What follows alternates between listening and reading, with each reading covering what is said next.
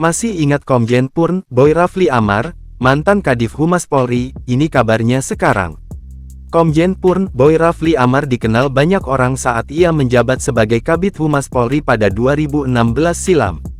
Jenderal Bintang 3 Polri itu dikabarkan telah mengakhiri kariernya setelah kurang lebih 32 tahun berkiprah di institusi Bayangkara dan 3 tahun memimpin BNPT.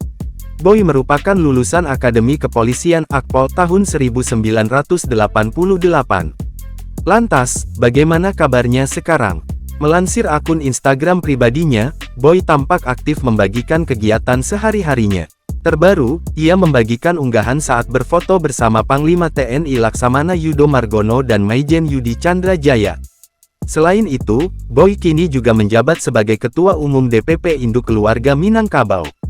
Melansir Kompas.com, Boy pernah ditugaskan ke Papua selama tahun 1997 sampai tahun 2001 dan mengemban sejumlah jabatan seperti Wakapolres Sorong hingga Kabak Reserse Umum Direktorat Reserse Polda Papua.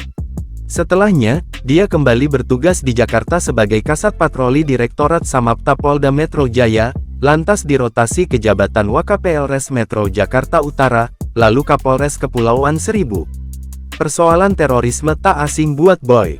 Tahun 2007, Boy pernah menjabat sebagai Kepala Unit Negosiasi Subdetasemen Penindak Detasemen Khusus 88 Anti Teror Polri. Saat itu, ia turut mengusut kasus bom Bali. Penugasan ini tak lepas dari kemampuan Boy dalam bidang komunikasi yakni sebagai juru bicara.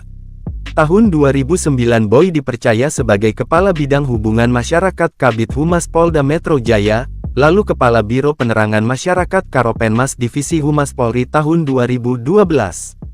Sejak saat itu, Boy kerap tampil di media massa. Sosoknya pun semakin dikenal luas.